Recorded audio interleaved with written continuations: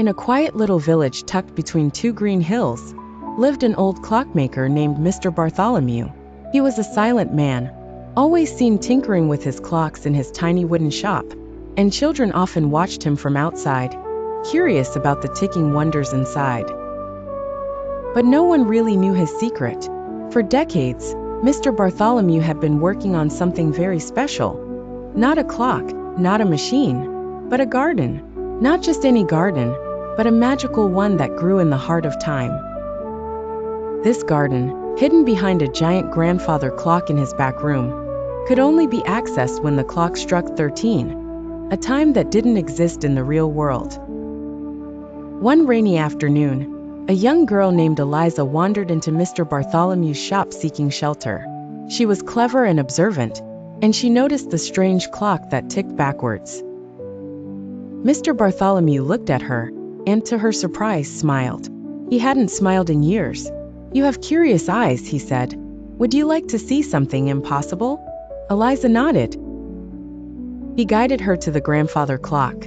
As it struck 13, the room shimmered, the clock face spun wildly, and a door opened, not behind, but through the clock itself.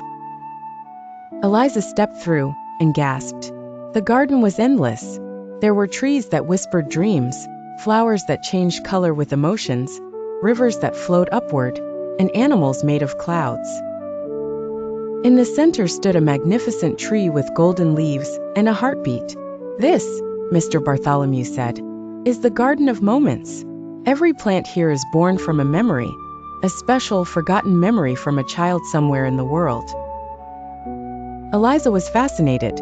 She wandered for hours, touching memories, reliving laughter, and even hearing songs from people she'd never met. But the garden was in danger. "The tree of golden leaves," Mr. Bartholomew explained, "is dying. Children are forgetting how to imagine. They're growing up too fast, and the world is losing its wonder." Eliza felt a great sadness. "What can I do? You must help children remember how to dream." And so, Eliza became the garden's guardian.